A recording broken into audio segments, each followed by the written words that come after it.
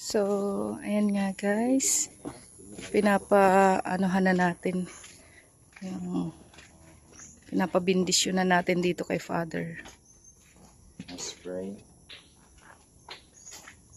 In the name of the Father, the Son, the Holy Spirit. Amen. Peace be with this house and with all who live here, and with your spirit. When Christ took flesh through the Blessed Virgin Mary, he made his home with us. Let's now pray that he will enter this home and bless it with his presence. He always be here among you. May nurture your love for each other, share in your joys, comfort you in your sorrows. Inspired by his teachings and example, seek to make your new home before all else a dwelling place of love, diffusing far and wide the goodness of Christ.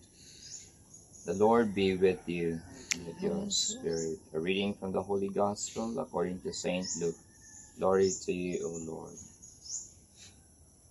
The Lord said to the 72, into whatever house you enter, first say, peace to this household.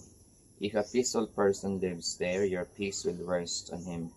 But if not, it will return to you. Stay in the same house and eat and drink what is offered to you, for the laborer deserves his payment. Do not move about from one house to another. Whatever town you enter, and they welcome you, eat what is set before you, cure the sick in it, and say to them, the kingdom of God is at hand for you. The Gospel of the Lord. Praise you, Lord Jesus Christ.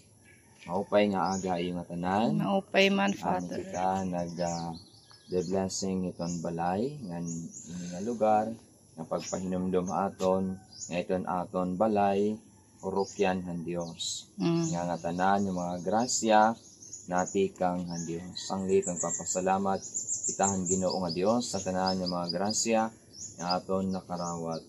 The fruits of our labor belongs to God.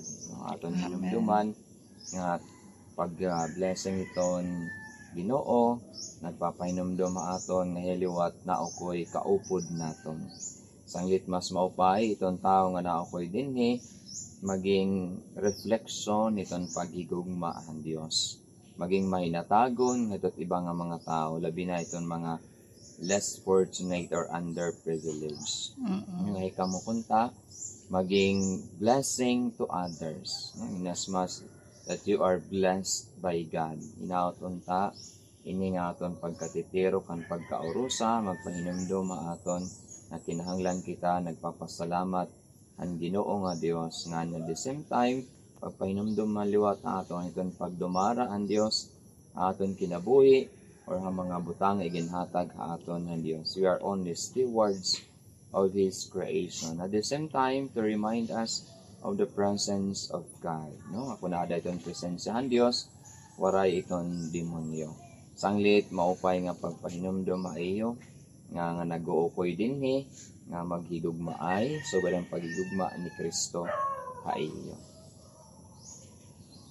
As redeemed us by His death and resurrection.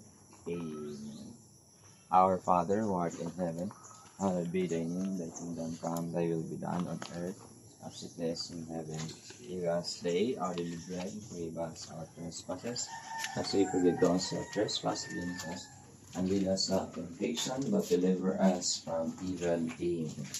Hail Mary, full of grace, the Lord is with you. Blessed are you among women, and blessed is the fruit of your womb, Jesus. Holy Mary, Mother of God, pray for us sinners, now at the hour of our death. Amen. Hail Mary, full of grace, the Lord is with you. Blessed are you among women, and blessed is the fruit of your womb, Jesus. Holy Mary, Mother of God, pray for us sinners. Hail Mary, full of grace, the Lord is with you. Blessed are you among women, and blessed is the fruit of your womb, Jesus. Holy Mary, Mother of God, pray for us sinners, now at the hour of our death. Amen. Hail Mary.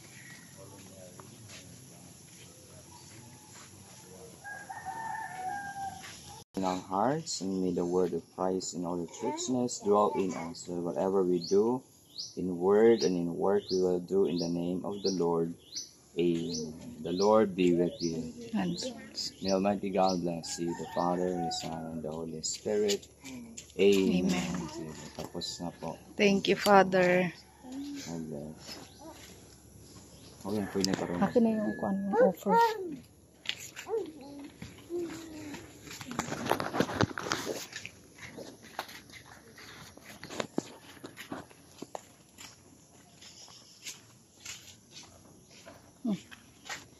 Sige, ihatag ninyo.